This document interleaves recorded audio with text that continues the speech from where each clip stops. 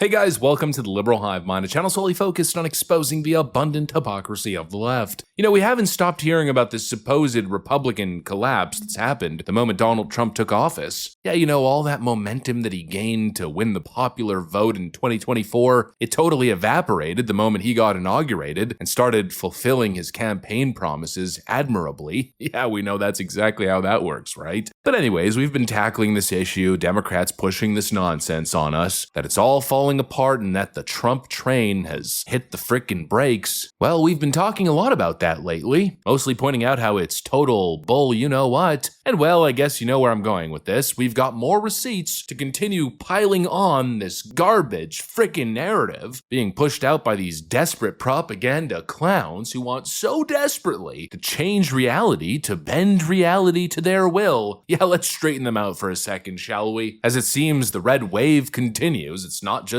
a little blip on the radar that happened in 2024. No, this is a total tidal shift, and the Democrat Party is the one being completely and utterly engulfed, sinking to absolute rock bottom. Say hello to SpongeBob, Nancy. Let me show you guys exactly what's going on. We got some stuff to get into, so let's roll the tape. All right, folks, so let's start off with Florida registration data. It's no surprise that Florida has been trending rightward, and of course that represents a massive shift, a shift that started in 2016 when Cenk Uygur got slapped across the face with America's new political reality.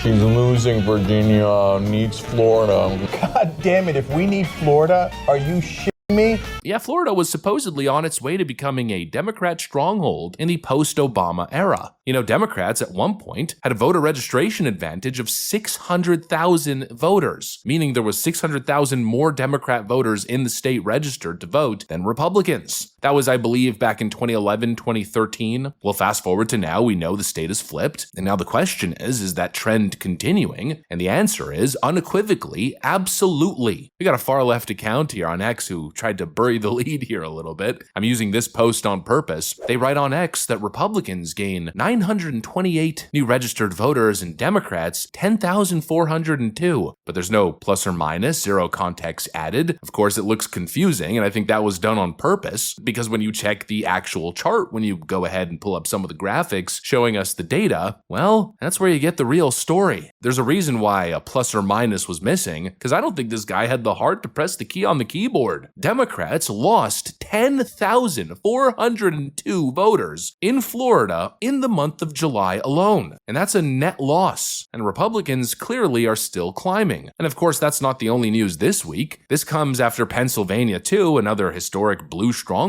is seeing massive Republican voter registration surging, still continuing. The state of Pennsylvania is trending towards becoming a Republican state. The Trump train has no frickin' brakes, folks. And meanwhile, well, the Democrats, yeah, let's just tune in to CNN to see what's going on there. One of the reasons why there is no front runner, nobody wants to put anybody up at the top of their ballot list, is because at this particular point, the Democratic brand is in the basement. It is total and complete garbage in the mind of the American public. The Democratic Party's net favorable rating, record lows in all three. Wall Street Journal, 30 points underwater. CNN, 26 points underwater. Gallup, 26 points underwater. And that is being driven in large part by discontent within the Democratic base. The Democratic base wants something different. We'll ultimately end up seeing who they choose. It'll be quite the thing who ultimately gets the rose. Yeah, CNN is out here declaring that the Democrat brand is dead. Not that they're struggling or losing ground. No, that the brand is dead. And honestly, I don't think they're wrong, especially as the demographics shift here. Let's talk about some more data. We got Pew Research here showing us the demographic shifts. And if we look at the breakdown for Gen Z males alone, back in 2023, Democrats used to hold a plus 26 lead with young Gen Z men. Well, fast forward to 2025 and that's flipped completely to now Republicans holding a plus 18 advantage. That is a 44-point shift towards the GOP. Let that sink in. I mean, that is a massive demographic shift. The kind of political movement, the kind of pendulum swing that you only really get to see once in a generation. And it's not some fringe MAGA polling outlet that's saying this. No, it's Pew frickin' Research. You know, I don't know how the Democrats are supposed to salvage this. That's the incoming generation of voters. And of course, what do we know about the incoming incoming generation of young voters, well, the older they get, usually the more right-wing they get. And so just imagine if the next generation of young people is this right-wing, or at least the men, then I don't know, the future looks quite grim if you're a Democrat, I'll tell you. And honestly, what makes me pretty confident we're going to continue seeing this Democrat collapse, well, look no further than the Democrat reaction. They cannot figure it out for the life of them. Their job right now is to win back voters. They need to figure out what the problem is so they can wrap those young men back into their party. They need their own Joe Rogan, right? Yeah, well, obviously the Democrats haven't figured anything out. I mean, nothing. They haven't learned a damn lesson. I think this JD Vance point kind of says it perfectly. My political advice to the Democrats is continue to tell everybody who thinks Sydney Sweeney is attractive is a Nazi. that appears to be their actual strategy. I mean, it actually reveals something pretty interesting about the Dems, though,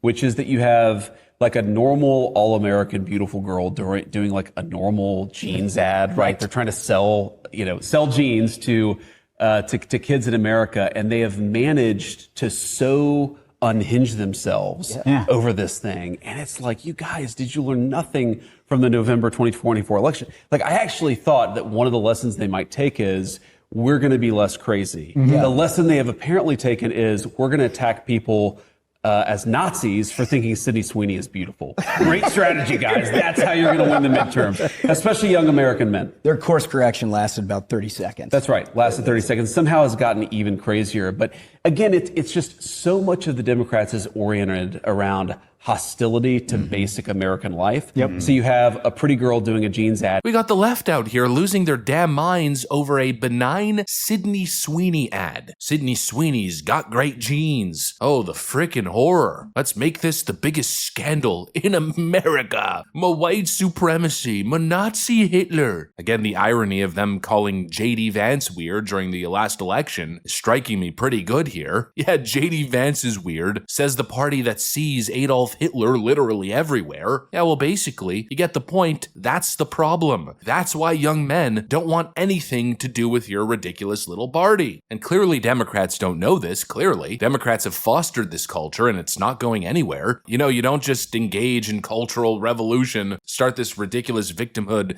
social justice trend, and then get to reverse it all like a damn VHS tape. Ooh, let's just rewind time here and go back to a time where we weren't completely batshit crazy. It obviously doesn't work that way. It was never going to work that way. These aren't serious people. It's not a serious party. This is a party built on emotional hysteria, manufactured outrage, and frankly, terminal online brain rot. And people are clearly screaming for another direction. They want something else, something different. And it's going to take the Democrat Party, probably a good chunk of time, maybe a decade, maybe longer in my opinion, to be able to kind of navigate this and figure it all out. I mean, if the GOP can keep the ship afloat and lined up even just a little bit, well, then I think the Democrats are in serious, serious trouble. Anyways, that's pretty much what I got for you guys. Thanks for watching, and I'll see you on the next one.